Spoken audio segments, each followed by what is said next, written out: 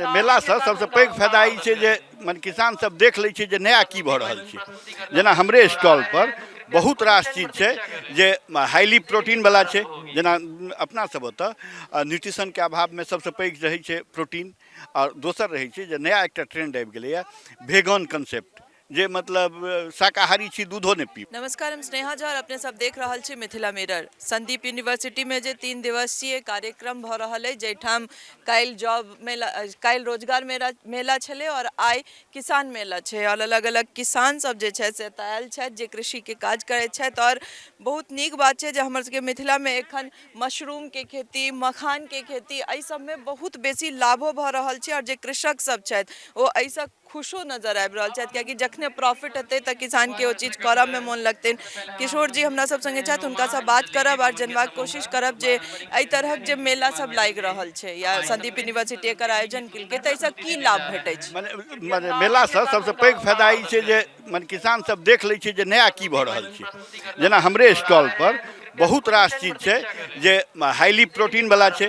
जेना अपना सब ओतऽ न्यूट्रिशन के अभाव में सबसे पैघ रहै छै प्रोटीन, और दोसर रहै छै जे नया एकटा ट्रेंड आबि गेलैए वेगन कंसेप्ट, जे मतलब शाकाहारी छी दूधो नहीं पीब। न्यूट्रिशन के कंप्लीट लए जैविक दूध चाही, तो ओ जैविक दूध में सोयाबीन से सोया मिल्क से बढ़िया किछु नहीं। बहुत बच्चा के दूध से एलर्जी रहे छै, ओकरो लेल मतलब सोया मिल्क काज करे छै। तो सोयाबीन में जेना खास कर मध्य प्रदेश में जो होइ छै, ओ जे सोयाबीन अथी करबै तऽ मने रिबरिवाइन जकाँ लगै छै, तो ओ टेस्ट कनी खराब भऽ जाइ छै। तो वैज्ञानिक सब मिल के एकटा बनेला है स्वर्ण समृद्धि, नहीं स्वर्ण वसुंधरा नाम के सोयाबीन छै।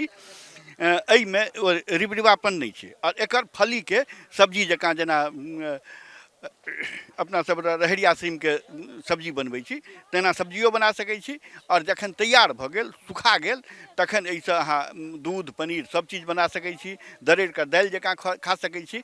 और सबसँ पैघ खासियत मिथिलांचल में जेना प्रकृति हमरा सब संगे हरदम धोखाधड़ी करैए, तऽ यदि मने लेट पानि भऽ गेलै जेना एहि बेर भेलै, तऽ ओहि टाइममे मने फरवरीमे एकरा बाग कऽ सकै छी, 90 दिनमे तैयार भऽ जायत। जखन फेर भऽ जाइ छै जे मौसम अबैमे देरी भऽ गेलै तऽ मई जूनमे रोपि कऽ ओहो 90 दिनमे कऽ सकै छी, जेना मड़ुआके विकल्पके रूपमे, जखन धानक विकल्पके रूपमे। और ओहि सबसँ बहुत बेसी फायदेमंद छै। ई दलहन ग्रुपमे भेलै। कोनो दलहन 40 किलो नहीं उपजै छै, 40 किलो उपजत कट्ठामे। एखन जे सुखाड़सँ हमर सबके कृषक सबके परेशानी होइत छनि तकर एकटा ई उपाय से हाँ, माने अघनी फसल के रूप में, आ जखन पानि हथिया के बादो भऽ जाइ छै जेना एहि बेर भेलै, तखन रबी फसल के रूप में स्वर्ण वसुंधरा नाम छै। अहिना बहुत रास चीज देखबै, जेना एकटा मने एलैए पेंसिल बीन, मने इहो प्लांडू से बिया एलैए। बहुत तरहक बिया ट्रायल भटसिमैरमे होइते रहै छै। और एखन एकर संदीप से सेहो कहला है जे यूनिवर्सिटी के डायरेक्टर सब गप करेला है जे किछु किछु बिया आब एहिठाम से दुनू गोटा के सहयोग से चीज। अहाँ तऽ बहुत विस्तार में काज करै छी, हमहूँ सब विस्तार में वीडियो में अहाँ संगे बैसब और एहि पर एकदम नीक से बात करब, चूँकि लंबा विषय छै। और हमरा लगैए जे हर एक हर एक चीज के जे छै से नीक से जानबाक जरूरी छै। चौरसिया जी सेहो हमरा संगे छथि और हिनका से जानब जे मशरूम के जे अहाँ खेती कऽ रहल छियै तकरा केना देखै छियै, और ई जे मेला छै ओहिमे ई सब मेला ओहिमे कतेक लाभदायक होइत अछि। मेला में होइ छै कि एना तऽ लोक बुझिते छै, शहर के तरफ सब बुझै छै मशरूम। अखन तो देहात तरफ जे जागरूकता हेबाक चाही से नहीं छै ओहिके अपेक्षा। तऽ खास कर ई जे संदीप फाउंडेशन जे छै, यूनिवर्सिटी जे छै, एकटा देहात क्षेत्र में छै, तऽ सुदूर क्षेत्र में एकटा हमसब कहैके चाही। तऽ एतऽ एहि तरहसँ की होइ छै जे ग्रामीण में जागरूकता पैदा होइ छै, जे हर किछुसँ नया नया चीजसँ अवलोकन मने करैके मौका भेटै छै, नया चीज सीखैके मौका भेटै छै। तऽ ई आयोजन बहुत बढ़िआँ छै। और मशरूम एहिमे जे छै से बहुत ज़्यादा विस्तार भेल जाइ छै, मने देहातो क्षेत्रमे, चूँकि कएटा हमरा ऑर्डर अएला देहात क्षेत्रमे, भोज भातमे सेहो सब काम होइ छै। तऽ एहिसँ लगैए कि हमरा आरके और ज़्यादा मने मार्केटिंग हेतै। एकटा चीज अहाँ कहलिए तऽ हमरा याद आयल जे हम गाँव में कहलिए जे हमरा मशरूम नीक लागैए तऽ कहलक ओ बैंगक छत्ता बड्ड होइ छै हमरा अंगना में। तऽ एहि कॉन्सेप्ट के केना बदलतै, ग्रामीण इलाका में ई मशरूम के जागरूकता केना आबि रहल छै या केना आनल जेतै। एनाहिते धीरे धीरे जागरूकतासँ जाहिसँ हम जखन 15 साल पहिले 2010 में शुरुआत केने रही तऽ हमर तऽ घर मधुबनीके बगलमे, लेकिन मधुबनियोमे लोक कहै गोबर छत्ते ओकरा। तऽ ई दिमागमे बहुत ज़्यादा खराब लगे कि लोग हम एतेक मेहनतसँ करै छी आ हम एकरा जकरा मशरूम कहै छै लोग जाइए मने बढ़िआँ पढ़ल लिखल आदमी सब कहै छै गोबर छत्ता। तऽ धीरे धीरे ओहिके अकेला संभव तऽ छै नहि, तऽ एहिमे मने सरकारो हर विभाग जे जतेक उद्यान कार्य मने विभाग छै, कृषि मने विभाग छै, आओर जतेक के कृषि विज्ञान केन्द्र छै सब एहिपर जोर शोर लागल छै, आओर सब यूनिवर्सिटी एहिपर काम करल छै।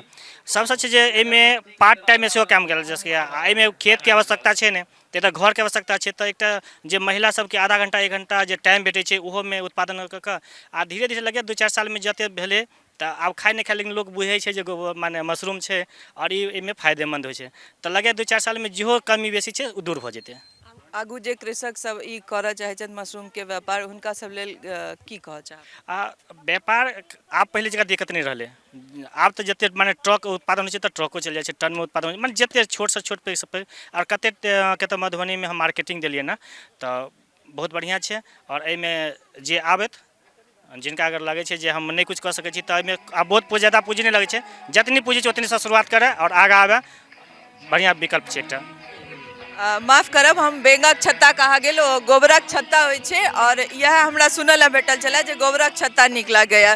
तऽ ई जे मेला छै किसान मेला, एकर लाभ सेहो छै कियाकि अलग अलग कृषक एतऽ आबैत छथि आओर अपन अपन जे प्रोडक्ट छनि तकरा एग्जीबिशनमे लगाबैत छथि, लोकके जानऽ लए भेटैत छै, आओर केओ केओ उत्सुक भऽ कऽ एकर व्यापार सेहो शुरू करैत छथि। तऽ जरूरी छै एहन एहन मेला होइत रहबाक चाही तऽ आगू आओर कृषक सबके एहिसँ लाभ भेटैत रहत। नमस्कार, धन्यवाद।